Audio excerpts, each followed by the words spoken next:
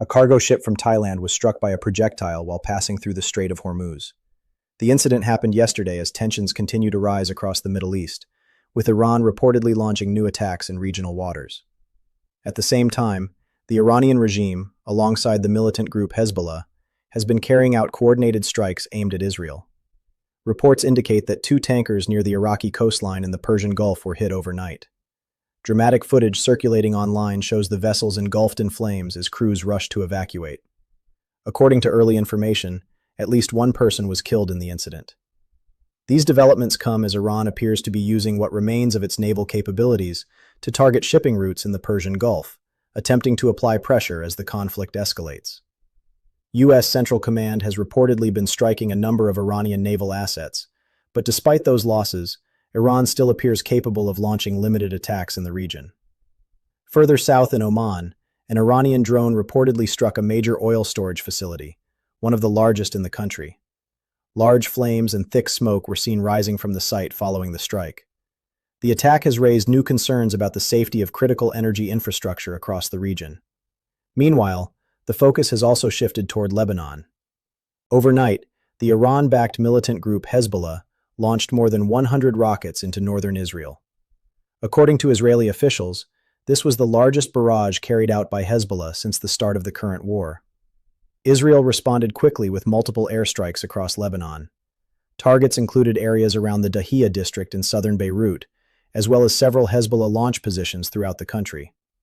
Israeli military officials stated that Hezbollah is acting on behalf of Iran and continues to operate against Lebanon's own national interests.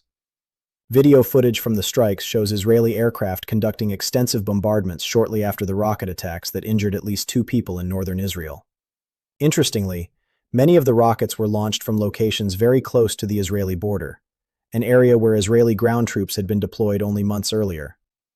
Analysts say this indicates that Hezbollah fighters may have moved further south of the Litani River and are attempting to expand their operational reach. As tensions grow, attention is also turning toward Iran's internal security forces, particularly a paramilitary group known as the Basij. Members of this force often operate in civilian clothing and are frequently seen moving through cities on motorcycles. The group has long been used by Iranian authorities to suppress protests and maintain strict social control. Reports have recently emerged claiming that one of the senior figures linked to this force, Azadollah Badfar, was killed in recent days. The information has been cited by research groups and Israeli sources, although Iranian authorities have not officially confirmed the report. The Basij organization first gained notoriety during the Iran-Iraq War, when waves of volunteer fighters were sent toward Iraqi defenses in large numbers. Over time, the group evolved into a powerful paramilitary network, known for its strong ideological loyalty to the Iranian leadership. Recruitment into the Basij often focuses on young men who support the regime's hardline religious ideology. Many members come from working-class backgrounds and are motivated by strong political and religious beliefs. Security analysts say the Basij plays a major role in controlling domestic unrest inside Iran. Without the presence of this force, some believe protests against the government could grow significantly stronger. The Basij operates as a branch of Iran's Islamic Revolutionary Guard Corps, commonly known as the IRGC. The organization itself is divided into several different branches, including elite units responsible for foreign operations, air power, and ground forces.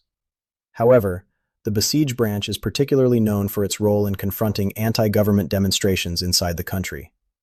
During previous waves of protests, including pro-democracy demonstrations, Basij units were deployed on motorcycles and in vehicles to disperse crowds and detain protesters.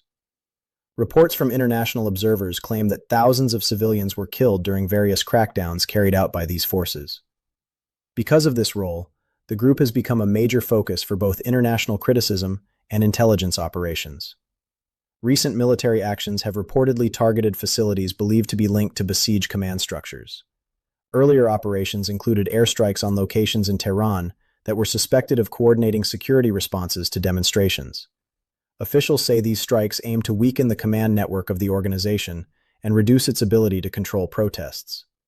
The strategy, according to analysts, is to limit the regime's internal enforcement power. Some experts believe that weakening this structure could create conditions in which Iranian citizens might feel safer expressing opposition to the government in the future. The leadership of Iran has also undergone significant changes, with reports indicating that authority has been passed within the ruling system to figures closely connected to the Basij and the Revolutionary Guard. Historically, individuals within this network have played major roles in suppressing protest movements, including the demonstrations seen during Iran's Green Movement in 2009.